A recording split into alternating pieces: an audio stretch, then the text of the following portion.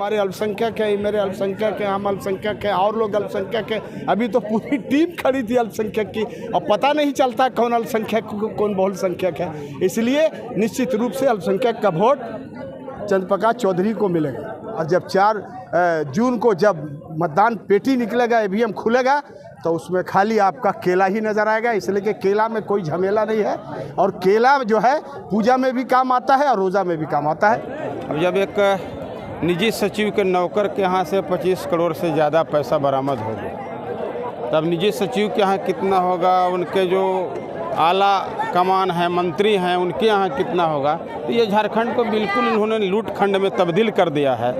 झूठों का सरदार राहुल गांधी, झूठों का सरदार। यह भारतीय जनता पार्टी और आलसू का गठबंधन कई वर्षों से है। यहाँ पे कोई मनमुटाव नहीं है। हम लोग एक सूत्र में बंद करके काम कर रहे हैं, और आने वाला 25 तारीख को इसका एक रिजल्ट आएगा। आप लोग 4 तारीख को देख सकते हैं। और ये महासमर देख करके समझ में आ रहा है कि इस बार जो मोदी जी का नारा है 400 पार, वो हम उससे भी पार जाने की संभावना व्यक्त कर रहे हैं। आज चंद्र प्रकाश चौधरी जी के नामांकन में हम लोग आकर के, और इतनी जनमानस यहाँ पे आकर के ये सिद्ध कर रही है कि कहीं ना कहीं पूरे जनमानस मोदी जी के नीतियों से प्रभावित है। कहीं ना कहीं पूरा जनमानस यहाँ के आजसू प्रमुख सुदेश कुमार महतो जी के नीतियों से प्रभावित है, और ये भीड़ वही परिलक्षित कर रही है। निश्चित रूप से ये भीड़ ये संकल्पित है कि हम लोग इस बार 400 पार के नारे को निश्चित रूप से सफल करेंगे। देश का दुर्भाग्य है कि जो लोग देश की सेवा करने का संकल्प लेकर के राजनीति में आते हैं, और उनके नौकर के घर से 25 करोड़ रुपया बरामद होता है। ये हमारा देश का दुर्भाग्य है। आजकल के युवाओं को, आजकल के मतदाताओं को सोचने की आवश्यकता है कि हम आखिर वोट दें तो क्यों दें, और वोट दें तो किसको दें। ये निश्चित रूप से ये सोच करके वोट करने की आवश्यकता है। और आजकल का समय जो चल रहा है, जो 70 साल तक राज किए, वो देश को कहाँ लेकर के गए, और जो 2014 से हमारे यशस्वी प्रधानमंत्री मोदी जी का नेतृत्व देश को कहाँ लेके गया, निश्चित रूप से इस पर एक बार विचार करने की आवश्यकता है, और सोच समझ करके वोट करने की ज़रूरत है। तो यहाँ नामांकन में जितनी जनता आई, जितने वोटर लोग आए हैं, चाहे जिस भी वर्ग समुदाय के, सबको मैं पहले बधाई देता हूँ। 4 लाख अगर जनता चाहे, तभी आपने देखा ना कहीं पर निर्विरोध चुनाव हो गया। अगर जनता चाहे, जनता मालिक है देश की।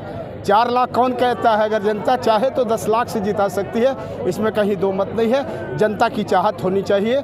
और जो आप जनसैलाब देख रहे हैं, जो आप भीड़ देख रहे हैं, इससे निश्चित हो गया कि 4 लाख से भी ज़्यादा हम पार करेंगे, यह मैं आपको कहूँ। इसी तरह अल्पसंख्यकों को भारत की सारी राजनीतिक पार्टियों ने इस्तेमाल किया, और जब इलेक्शन की बारी आती है तो तेजपत्ता की तरह इस्तेमाल करते हैं। सिलेक्शन की बारी आती है तो निकाल के फेंक देते हैं। अब अल्पसंख्यकों ने यह समझ लिया कि जो लोग इस तरह तुष्टि की राजनीति करते हैं, हम उनके बहकावे में नहीं आएंगे, बल्कि जो सही राजनीति है, जो सही मेरा विकास कर सकता है, हम उनके साथ। सरकार जो है भ्रष्ट सरकार है।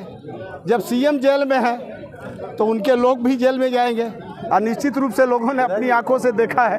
और जब ये सही बात है कि जब नौकर का ये आलम है, तो मालिक का आलम क्या होगा, ये तो जनता फैसला करेगी। और 25 तारीख को जब मतदान होगा, और जब 4 जून को जब मतदान पेटी निकलेगा, ईवीएम खुलेगा, तो उसमें खाली आपका केला ही नज़र आएगा। इसलिए कि केला में कोई झमेला नहीं है, और केला जो है पूजा में भी काम आता है और रोज़ा में भी काम आता है, यह मैं आपसे कह सकता हूँ। मार्जिन पिछले बार से दुगना होगा। जनता का जो यहाँ पर झुकाव है, और गिरिडीह लोकसभा में जो काम आदरणीय चंद्र प्रकाश चौधरी जी ने किया है, उसका प्रतिफल है कि वो इस बार दुगने मत से जीतेंगे, और जनता के बीच सुलभ तरीके से मिलते भी हैं, जनता के लिए काम भी करते हैं।